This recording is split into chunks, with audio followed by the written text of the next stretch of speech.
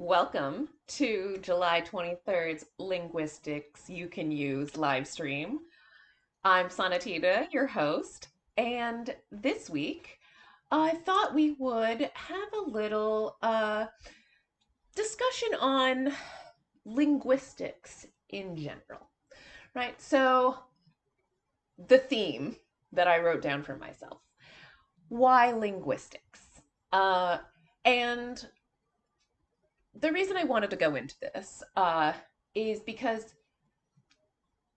it seems like there's, a lot of uh, confusion about what linguistics is versus what, language is or learning language is. Or so I thought it would be nice to go on a, quick journey through the history of linguistics and, you know, unfortunately, we are mostly dealing with the 20th century. So it's very dude centric because that was one of the most sexist centuries that we've had. And I feel like in a lot of recorded history so far. Anyway, so we'll be going through a lot of the people who established what we now know of as the linguistic field, right? The linguistic discipline. And the reason I wanted to deal with this is because ling- language, right? How we speak shows how we think. And the way we describe how we think, no, the way we describe how we speak shows how our culture thinks. We are a storytelling species. And in a lot of ways, language, using language in the way we do as humans, is synonymous with being a person, right? Language, if we aren't able to communicate with each other, there is a barrier to seeing the other as a person, as a fellow member of our species. So that is why today I would like to discuss linguistics as a discipline, right? It's Linguistics is unlike any other human endeavor. No, let me flip that, reverse. Linguistics is like any other human endeavor, right? There are different people who have different theories about what it is. So I don't, I'm not going to get into a lot of the debates today between the different thinkers and theories and all that stuff. This is more of an overview, right? I have my own opinion. You'll very clearly see. I will express it, but it is mostly um, a look at how the way linguists, how the linguistic field thinks about language shows something about their worldview, right? Each person who tries to explain what this strange, you know, alchemy is that we are able to, you know, create new and unknown worlds with. Um, every person that tries to describe this, it shows something about their worldview. And I'm sure from this, dis- you know, description, this discussion, you will very clearly see an indication of my worldview, right? And that is the nature, I feel, of linguistics. So that is where we shall start. What is linguistics? Well, very simply, it is the study of languages. Study of language. We use language for everything, right? And so the study of linguistics encompasses pretty much everything about what it is to be a person. Now, most people, when they think of linguistics, think of the classical study of how language is created, or, what I generally teach, right? Phonology, phonetics, the way that syntax, the way we use words in connection with each other, pragmatics, that's their kind of. Language is complicated. There's not really firm boundaries between a lot of these categories because, as will come clear, language is a very weird way of being able to basically express our thoughts. But there are, generally, we create language from very limited physical parts, right? So we have sounds and gestures. We have, and from those, right, individual sounds and gestures, we create combinations, which we turn into words. So individual ideas or thoughts. And then from those small individual thoughts or ideas, we create complex thoughts, phrases, sentences, and such. And from this, we create meaning, abstract ideas, and thus civilizations. So that's sort of the gist of the, language as it is in our physical world, as we know we use language. Now, we have another side of linguistics that it deals with the theoretical, right?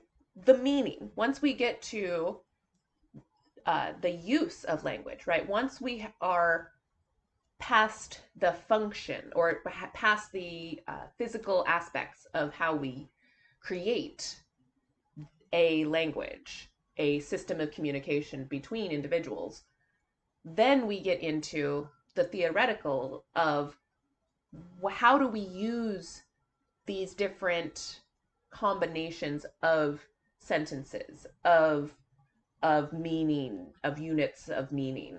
And that is where we get into, psycholinguistics. How do we, create, how does our brain process thought? How does our brain process the sounds, and how does it create the ideas, right? Memories. How does smell activate memory, right? No, that's neurolinguistics. Yeah, that's neurolinguistics. Psycholinguistics is more about how our minds interpret what it is. So that comes into, well, much like, psychiatry, right? How does language shape our thought process, right? Neurolinguistics is how does the physical world impact on our neurology, our brain, our physical matter, impact language, right? So that comes up with how does smell activate memory, right? Because memory often includes language. When we smell, for instance, Play-Doh in the United States, probably Canada and other, countries whose children played with Play-Doh very commonly as children, they have that very clear, distinct memory associated with that smell, and sometimes taste, you know. Uh, and so that smell tends to activate other parts of the brain. So a physical response activates a abstract mental scene, and usually that scene involves language of some sort. And how does that work? Neurolinguistics. That's that study. Um, Now, psycholinguistics is full of all kinds of uh, sub disciplines, right? And that's the thing about linguistics, right? It's language all the way down. We start you can start with the sounds, you can start with the physical movements, you can start with meaning, you can start in any aspect of culture, and you can bring it back to language in some way. So but there are generally categories of how we put these disciplines together. So, if you're studying the history of how language came to be, historical linguistics is your field, right? I am not a historical linguist, but I very, very much enjoy reading and listening to and watching their production, their yes, what they produce, because it is just, where did this fascinating, weird ability to use sound to create abstract ideas in each other's minds come from, right? When did it come from? How did it develop? It's just a fascinating subject for me, but it's not something that I have the patience to really get into and like study. So I very much appreciate those who do.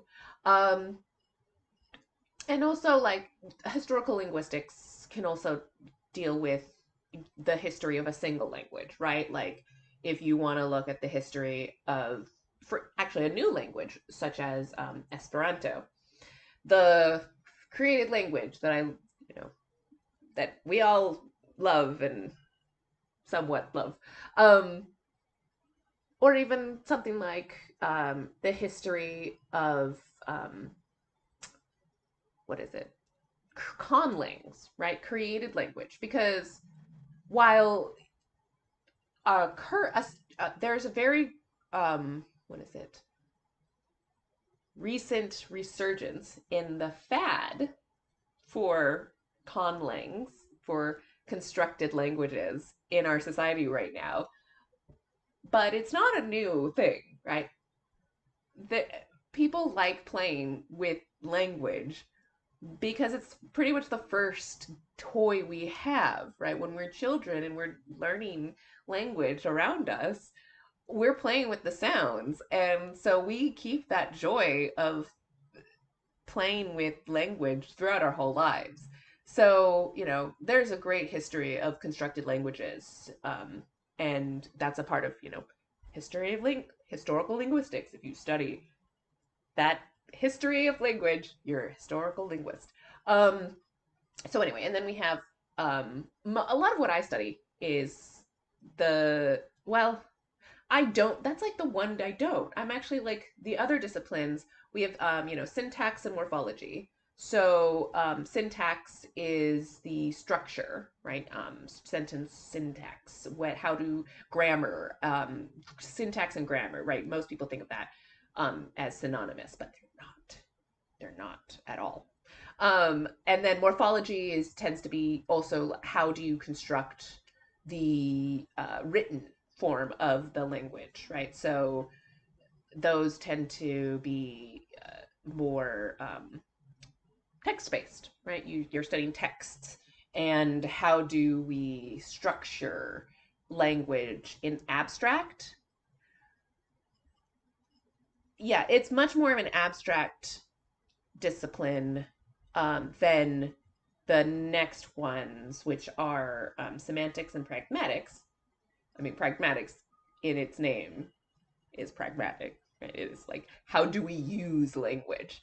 And then phonetics and phonology, right? The sounds of language. How do we use them through sounds? Those are the two that I tend to spend the most time in. Well, four, because like, you know, semantics and pragmatics, and then phonetics and phonology. Um, and I tend to use phonetics and phonology and I apply that discipline to semantics and pragmatics, right? So I my main focus in linguistic communication, right? Linguistics, study linguistics, that my subdiscipline of linguistics tends to focus on how we use sound and how we use sound to communicate to each other in different contexts, right? So that is both the presence and absence of sound. Right? I like to study, I like to focus my attention on that area because that's the area I feel that is most confusing to me in language, right? There's a lot of funness in the other areas of language, but the way that we apply the sounds, phonology and phonetics, right, to meaning, the way that we interpret intonation, the way that we interpret speed and loudness and all of these other factors, right, are fascinating to me because in this culture that I'm currently in, right, there's an expectation that you should sound a certain way in order to express certain emotions. But as is coming clear, right, that has been imposed, that definition has been imposed on us and isn't necessarily how people do express emotions through sounds, right? So, and I am specifically speaking of the autistic, you know, community, which I am a part of, and it's fascinating because the autistic brain, as it's being researched with now hopefully the participation of more autistic people who, you know, have our own thoughts about our brains, right? Um, they, the way that our brains interpret sound and produce sound is different than the, you know, neurotypical or non-autistic brain or non-neurodivergent brain, right? However you want to define it, the different neurology, there is a spectrum, right, of neurotypes, and there is somewhere in this spectrum that um, there's a challenge of communication, right? There's a higher possibility for miscommunication because of the way that we use sound. So I have been focusing the majority of my linguistic research, my linguistic practice, my teaching, uh, and such on that area. And it's such a small part of linguistics, right? It's a major part of how we get through the world, but it is one, you know, quarter of a vast discipline, right? And that's only how the current kind of scientific community defines this discipline of linguistics, right? So that's what I want to get into next. So, you know, linguistics is not new, or the study of linguistics is not new, right? It's been a There we go. So basically, the first historian or the first linguist that linguists tend to point to is the grammarian Panini. Now, I don't know if that is the actual pronunciation. I should have looked that up before I got in here. But 6th century BC India, right? So this is 600 BC, before the current era, right?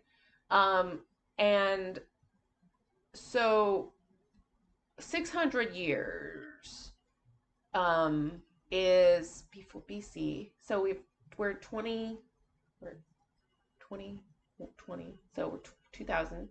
So 2,600 years ago. Almost, well, all right. We will not round up to 3,000 because that's, but wow, 2,600 years ago. It feels like, I mean, so okay, let us get out of the vastness that is time and let's get back to language. Somehow more manageable of a subject. But okay, so obviously, we've been studying language for a very long time, right? The ancient Sanskrit, texts have linguistic thought written in it. We have the Greeks and, I'm sure the Egyptians and I'm sure you can find linguistic theory in almost every single culture because once there becomes a especially written tradition, it is almost natural for the people who are writing it to start to, analyze and think about how they are using the language. And and that doesn't just come from written text. It's just what we can study, right? The epic poems that we know of, especially in my education from Greece, like the Odyssey and the Iliad and all of that, before they were written down, right? They were performed by one person, and it's a freaking long poem, right? The way that we relate stories to each other, I'm sure there were philosophies in those early days, right? And one, student would find a teacher who they weren't really like jiving with in terms of like teaching them how to like, say like learn how to speak, and they found another person with a different philosophy that worked better for them, right?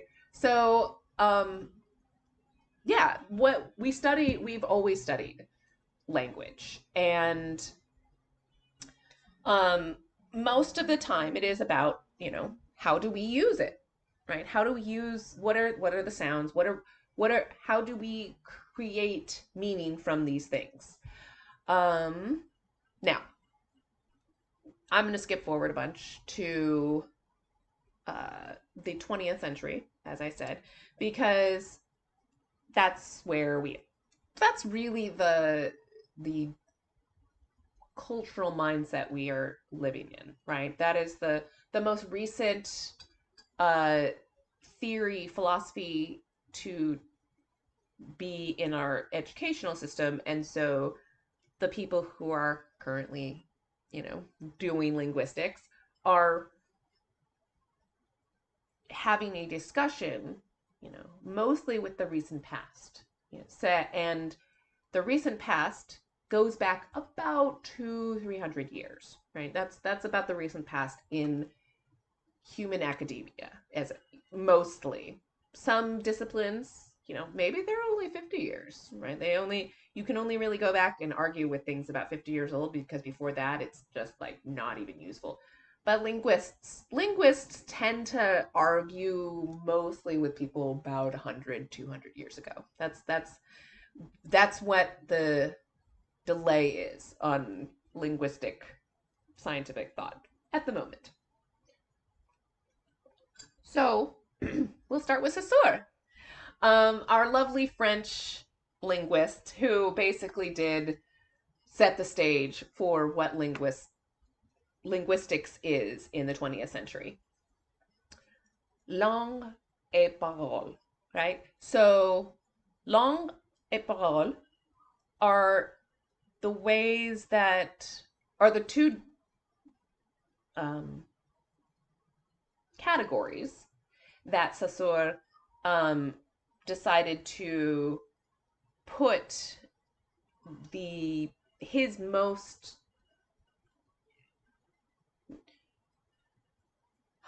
describing language, right? That's why you're here, because we all struggle with it, and you get to watch me struggle with it live. Oh, and yeah. So langue is language, right? So language is the collection, the cultural collection of language usage. How do we use language? Parole is speech. How does an individual use language? And if you've been following me at all, you know this is a very regular feature of my discussions, right?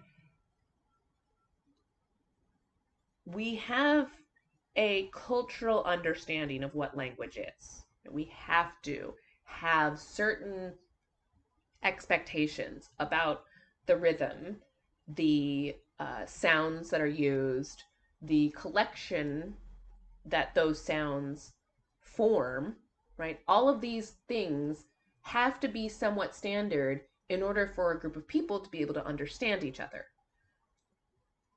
At the same time, an individual person can never speak exactly like another person. Individual twins, even, they have different manners of speech. So that's it. Sassure split these two into language and speech. Langue et parole.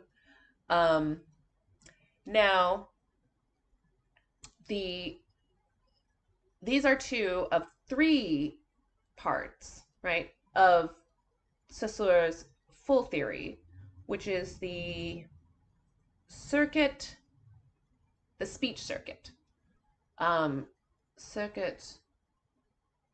Circuit de parole. I don't know if that's actually how you say circuit in French, because that sounds way too like circuit. I feel like there's circuit de parole. That might be. I might have to look that one up. Anyway, so yeah, we have language, how society uses these sounds and gestures. Speech, how an individual uses that collection to communicate with others in that language. And then there's the brain, right? How does the brain bridge that bridge? How do we get past that chasm? There we go. How do we get past that gap of how the rules of how things should be and how we individually use things so differently and still come to an understanding of what we think, right? It's basically mind reading, right? We're reading each other's mind through sound. And so language exists. It exists in culture, and an individual is subject to the language that is its culture, right? The individual has little influence actually on language in general. Over time, many individuals change language. That is a fact that Sassure and all linguists have always known, right?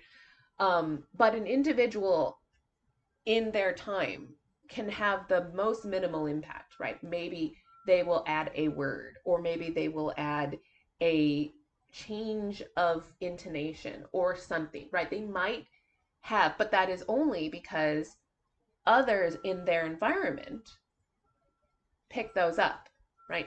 An individual can only have an impact on a language if others of that language decide to take on that aspect and then repeat it. So, for Sassure, right, people are subject to the language.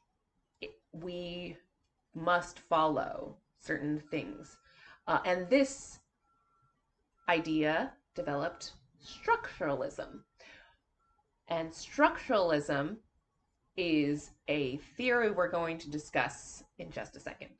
But I want to make sure that I didn't miss anything in my Sassure notes. I I think Sassure um, is one of those. Well, I mean, if you're a linguist, I'm sure you are appreciative of his work. It's just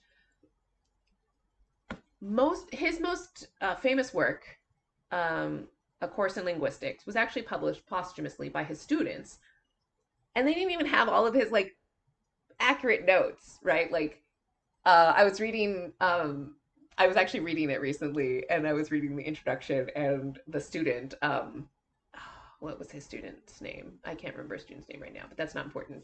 The one who actually did most of the compilation, right? He wrote this introduction to the course, talking about how basically they had to reconstruct the course from student notes and like a mishmash of Sassure's own notes on the subject, because he didn't actually write it out as like a lecture or a course itself. So, um, you know, a lot gets put on that guy that I don't know if like should be. So that's another. Like I said, we're not going to get into the debates and all that stuff. Let's get back to the linguistics. Okay, so Saussure has these um, ideas. Like, so the main ideas are speech, language, and the speech circuit. Right, how the speech and language make a connection in the brain to create meaning. So now I'm going to get to one of the theories that I really like, called systemic functional linguistics, right? So this brings that idea really into the forefront, right? Language is a social creation, and it is about create signs. That's what. Sorry, semiotics, right? Semiotics is the study of signs. So, or oh, I still have it. I think I need to renew this, but semiotics and linguistics, right? This I went through this a few weeks ago in one of the live streams, talking about how did I pragmatics? No, no. Austin? No. Hmm.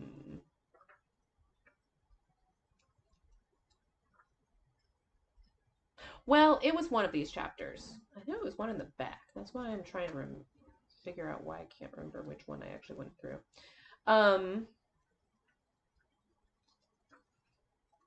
Yeah. Oh, yeah, it was language change. Yeah.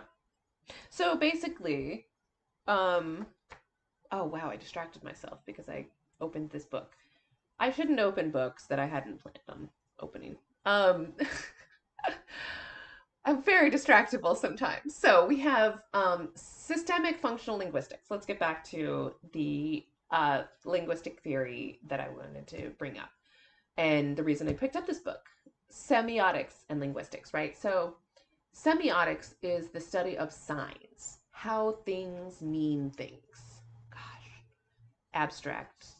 I can understand why people get annoyed by academics, because it is it's annoying. Language, but that's what I mean. This is why I like linguistics, because linguistics is, for me, the fun of it is to figure out how to use language to better explain these concepts that are challenging, because we are creating our reality in every moment.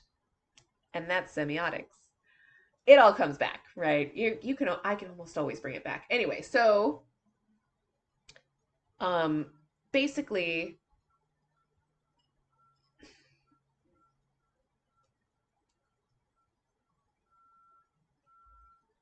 okay, yes, there we go. Language or reality is, constructed by language. And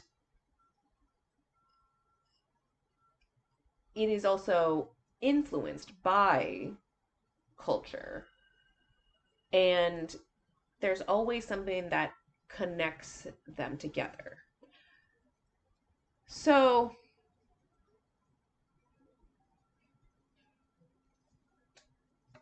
let's see.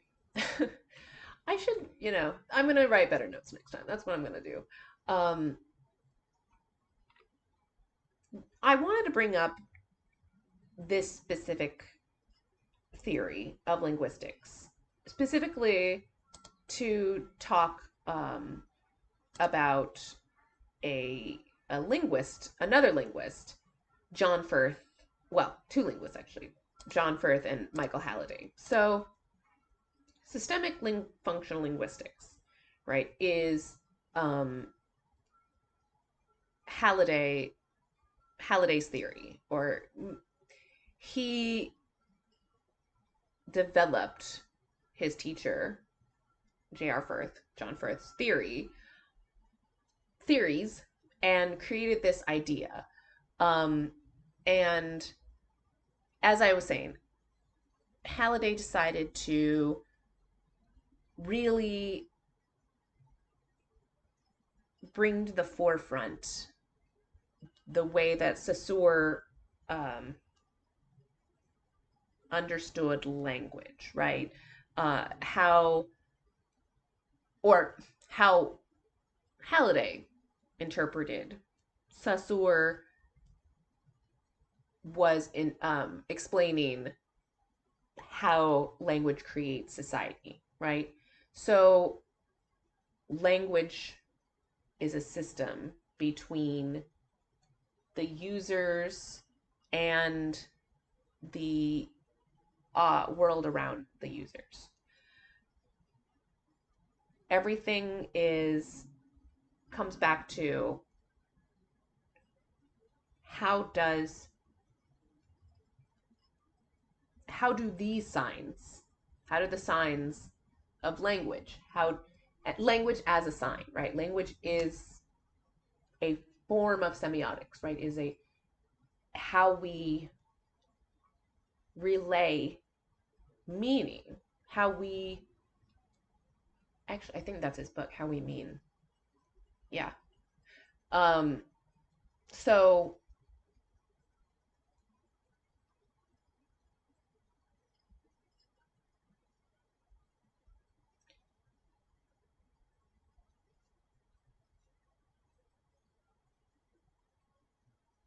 functional.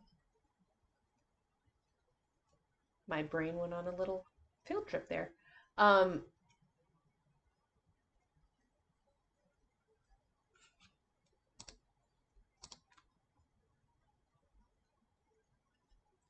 okay. Dead air is not good. So Halliday built off of Firth's teaching, right? And this is very common in linguistics. That's right. That's what we're doing. We're going through linguistic history. I don't have to go into too much of the theory today. We will talk about the systems later, right? You can also look it up if you wish to, familiarize yourself with it, because it sounds interesting, right? So, okay, back on track. See, this is why I take some notes, because I sometimes I have to scroll and read back through. So Halliday took Sassure's theories specifically around how language is a relationship between the individual, society, and um, their mind, right? How the individual uses the rules of the language of its society in order to convey meaning to other individuals in their society, right? So that's the main gist that Halliday took, um, using Sassoure's theories and elaborating on his own teacher, J.R. Firth, right? Who, great quotation, you shall know a word by the company it keeps, right? So as we see, like, linguists are very, they know the language, the relationship between everything is really the study of linguistics. So we have J.R. Firth and Michael Halliday, or Halliday, kind of being credited with creating this, or approach to linguistics, right? Systemic functional linguistics. And in this, there is a thing, there's an idea, right, called nominal groups, right? And I'm getting into the theory now because it brings us to our next person and how language creates potentially our worldview, right? So we've been discussing the relationship, right, between the individual and society. So obviously, the way that language, the way our language system works, must have an impact on our thought process, how we convey meaning, and therefore how meaning develops in our mind. So we have Halliday's theory of, and then, okay, we're going to move on from that because I've discussed it. And now we're going to get into Sapir and Whorf, right? This is what I was obviously referring to. So Whorf was Sapir's student, right? And Whorf, or Sapir, credited Sapir for helping him develop these ideas. So, hence the name of the theory. And that is linguistic relativity. So, Whorf was a linguist in the early 20th century. And as I said, it was a sexist century, extremely sexist. Also, incredibly racist. Like, I don't know how, but like, somehow, even with the slavery not being around in the 20th century, like overtly, right? It feels more racist than the previous few centuries with slavery. Like, anyways, 20th century was a mess. And in this comes Sapir and Whorf. And Sapir, Whorf. We're talking about Whorf right now. Yes, we're talking about Whorf, the linguist, not the Star Trek character. And so Whorf was a linguist who studied it from Sapir, and he went into Native American linguistics at the time. That's what it was, called, and basically created this idea that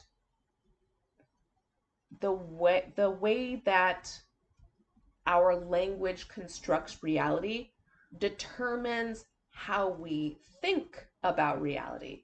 And this really did center on something called Hopi Time, where in that, according to Whorf's research, the Hopi uh, of Southwest, the Americas, they didn't have a linguistic way or they didn't have a tense, a past tense or a future tense. They only had the present, or maybe they only had the future. It's not something that I've done. It's the general stuff that we all know kind of about when you're in linguistics. It's like one of those urban legends of linguistics, right? Like the Hopi don't have a past, and so they can't speak of the past, and so their worldview is so very different than everybody else's. Except that's not true. Um, the Hopi do speak of the past. They just don't speak of it in the way that English does, right? The language English, not the people English, but also the people English, because the people who speak English do think a certain way versus somebody who might speak Hopi or might speak Spanish, right? Or Russian or other languages, right? So this uh this theory developed a lot in the 20th century. People were like, "Oh yeah, this makes total sense because obviously different societies think so differently from each other. We are very different people because of a few, decades of living differently. And so we all think very differently. So one of the famous examples is in Russian, right? There's no one word for blue like in English, right? I can say both. Oh, this is great, right? Oh, I love it. It's like this was for like linguistic demonstration. So blue, right? There's blue and another color, orange, reddish, on this page. And I can say that there is like one color. There are two shades of one color, but there's one color, blue, right? Light blue and dark blue are shades of blue, right? I don't have, I could, I'm sure there's like a technical name for these kinds of blues, but like English doesn't really use it. Russian does, and I don't know what they are, but in Russian you would say there are three colors on the, well, there's four obviously because there's white too, but let's like leave aside, let's like blue and orange, or light blue, dark blue and orange, which in Russian would be one color, two color, three color, right? Like, so obviously that means that Russian and English, the people think so differently.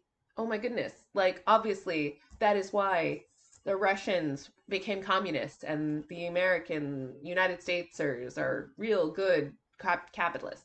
But that's like, totally not true. And now linguists are very clear that that's not how language really works, right? Yes, language has an influence on our thought processes, right? There's studies done, right? A language like French that has the um what is it has gender. Bridge is feminine, right? Le or is it or is no, it's masculine, le pont. And then in German, is it feminine? I don't know bridge in German. Do I know it in Spanish? Anyway, so there have been, studies done basically of like if a culture assigns specific gender traits or specific human traits, personality traits to a gender, a body type, then if that language also applies those same gender categories to the language, the people will tend to think of the objects as that gender, right? Like, so in France, if le pont is a bridge, right? Uh, if it's masculine, it's strong. It's like, what do the French? How do the French think of masculine? You can kind of probably infer how they're going to describe a bridge versus, in German, Spanish. I cannot remember what bridge is in either of those languages. But if it's feminine, right, it's elegant. It's, it's very, the terms they use are different because the culture puts those ideas onto the society, right? So there's always a relationship to society and ideas, but it's not changing the way that we think about the world, right? We still see a bridge, right? We still know, we can still like explain and like we can talk about the past and the future, right? Everybody can talk about the past and the future. We talk about it differently, but like we can talk about it. So that's why, Sapir and Whorf, the theory sort of started to fall out of favor because it wasn't it didn't feel like it accurately reflected actual, reality. Now, we'll get back to that. But now we're going to get into Chomsky. Oh, I was going to do that much more dramatically. Chomsky. So Chomsky is a linguist, quite famous in our current era, still living, still kicking it with us here in 2021. And he's famous for his theory of universal grammar, which I kind of became a proponent of recently. So we'll get to that in a second. So in a previous labcast, I did a review of a book, The Language Hoax by John McWhorter, who we wish I'll get to. And basically universal grammar is a theory that language is a genetic accident, right? There's something in our biology that allows us to actually create language. And yeah, like maybe, right? Who knows? We still don't know yet. Non 2021, we don't know yet. So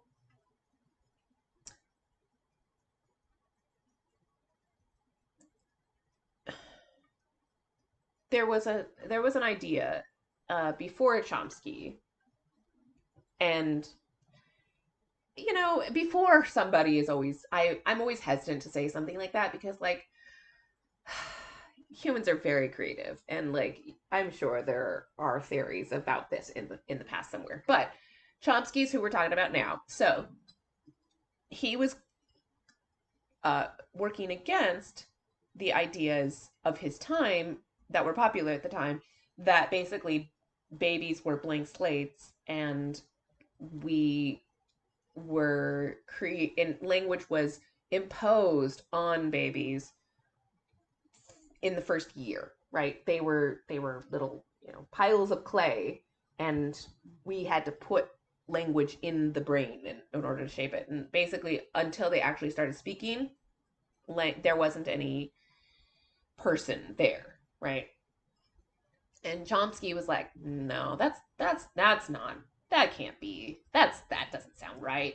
So Chomsky was mostly right, right? Like we now know that we start to learn language in the womb, when we're gestating, because the first aspect of language that we get a handle on is rhythm. So is it nature or is it nurture? I'm always a proponent of both. I think it's both. Always think it's both. I just like to get that out of the way. But there tends to be a nature influencing nurture, right? We have to have some natural ability to learn how language uses rhythm, right? Why are we so attuned to this way of learning? And if you do any reading on current language acquisition, first or second language, right? it's very clear that our brains follow a certain pattern of development. And the closer we can Im, um, we can simulate or the conditions of our first language acquisition, the easier it is for us to acquire the second one, right? And that comes from language perception, or more how our culture perceives how we acquire language. So this gets into, this kind of brings all of the linguistic theories that we've discussed today into a little ball of conclusion. And so language is inborn. Language isn't part of us, right? We are, um,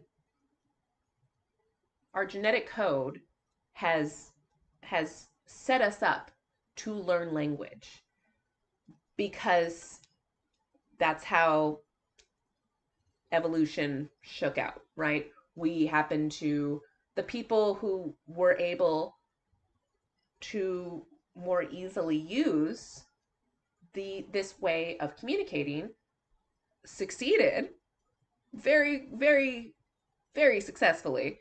Um, and they were able to pass these traits on to their descendants, which is us. And therefore, we have a natural inclination to learn language. But the individual languages, that's, nature, that's nurture, right? We have an ability to understand and and produce every single sound that exists in human language, right? There, unless you have a specific condition, you as a baby would be able to create create the sounds and understand the sounds of whatever environment you were put in, no matter your, you know, who you were born from. If you are live amongst a language, you will pick up that language. And so that just goes to show that the differences, right, are very superficial. And that was mostly what The Language Hoax, the book that I referred to earlier, by John McWhorter, who I was going to get into, but then I realized, like, we have been talking for about an hour. And, like, I could go on. I could so go on. But I'm going to, like I said, wrap it up there. So, um, yes, why do we study language? Language is how we create reality, right? Looking at the people in the past 100 years or so that have become like the names of language, of linguistic scientific thought, shows us how we as people create these thoughts, right? How does our society organize itself? How do we, uh, what is it?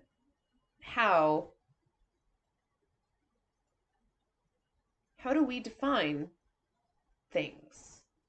That is really the study of linguistics. And I think the more people who can understand that, or that who do know that, right? Linguistics is a bit of a newish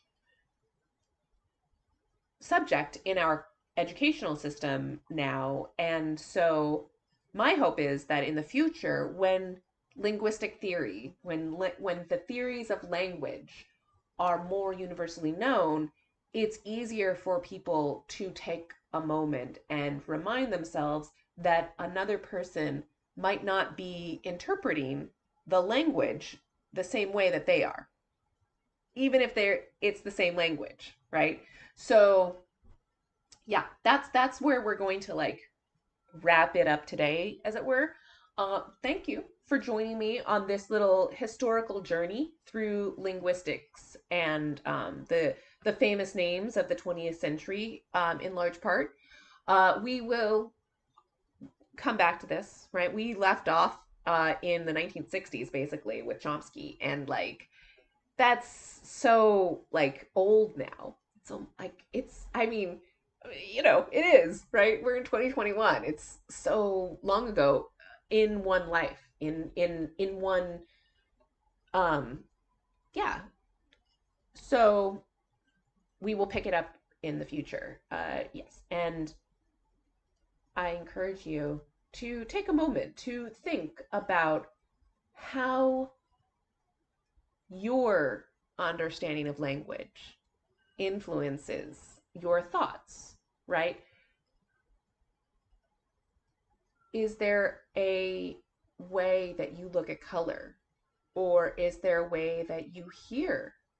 Or is there a way that were raised in a different environment than the majority of the people around you? Or maybe you are amongst, a very homogenous group that you've always been around, right? These are things that influence our language and how we communicate with not just the people in our daily life, but people outside of it, right?